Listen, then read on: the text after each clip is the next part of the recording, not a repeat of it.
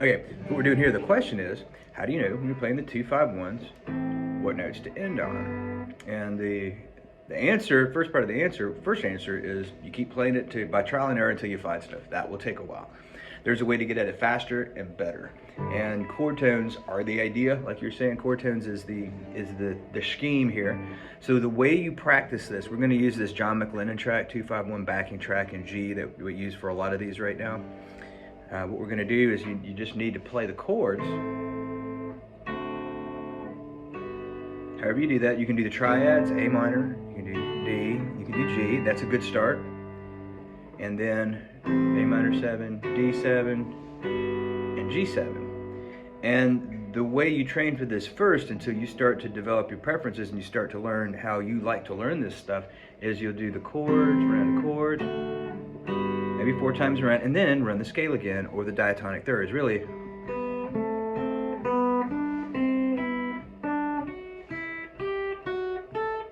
And then descending, all right? You know, 3, 4 times if you want to, and then you're back to chords again, and then your scales, and you're back to chords, you're back to scales. Now eventually you're going to end up doing these arpeggios too. You're going to kind of...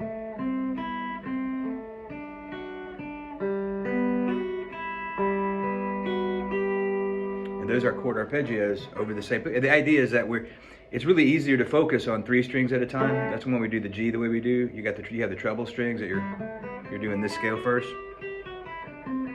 It's really good to go deeper into that section of your fretboard and get deeper into the idea, and then start applying the idea of everything else. The first couple of go rounds you do you'll really get the hang of that pretty quick. So what we're going to do is this. Start at about.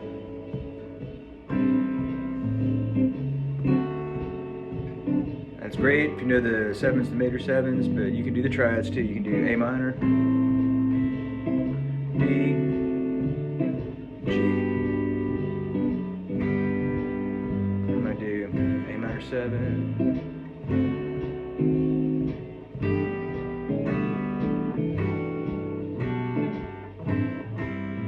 minor C7. I'm going to do a G major 7, not reposition.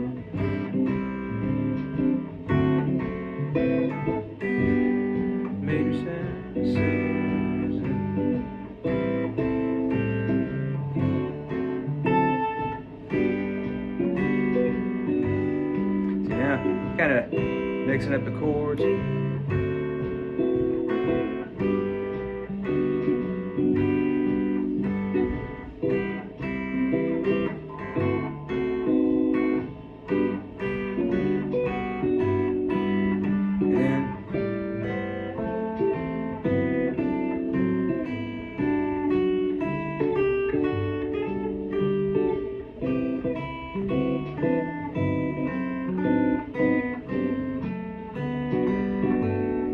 We got the chords, we got some arpeggios.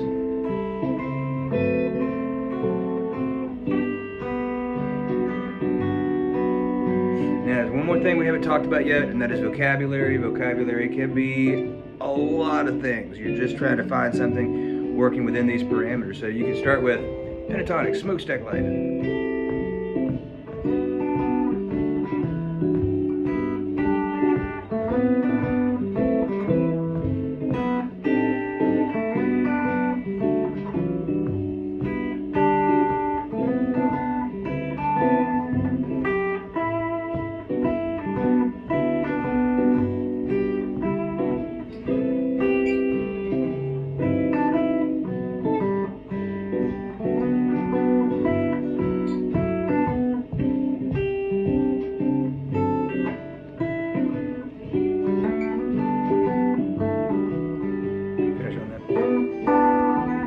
And you keep doing that, eventually what happens is you start to develop a feel and a knowledge of where those chord tones are, right?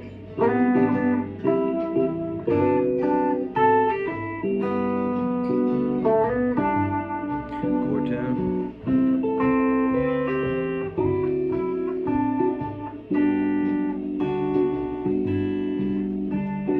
And here's the vocabulary.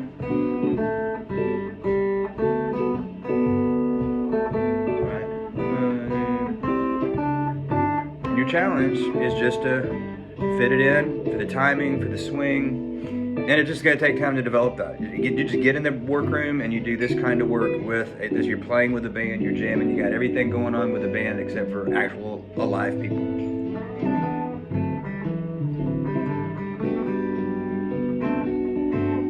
Right, so if you're doing, see some of you are working the scales up the fretboard, same idea.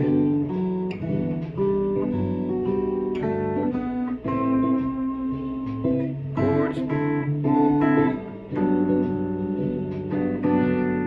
And then you're also going to go arpeggios.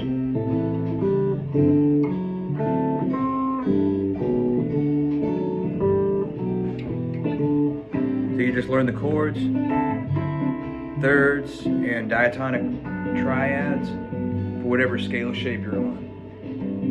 When you do it here, there's your G bass.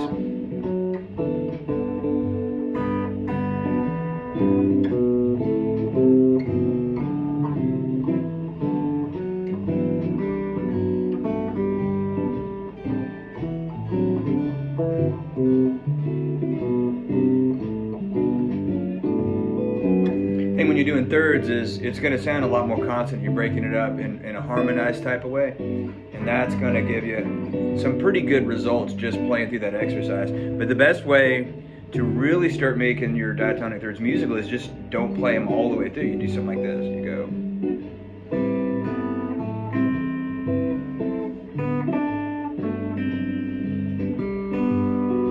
When you combine this type of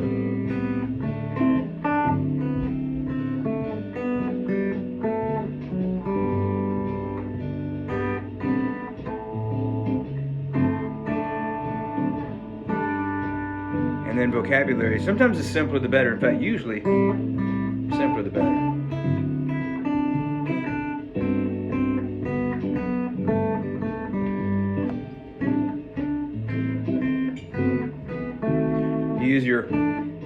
Use that as your harmonic idea and melodic ideas mainly.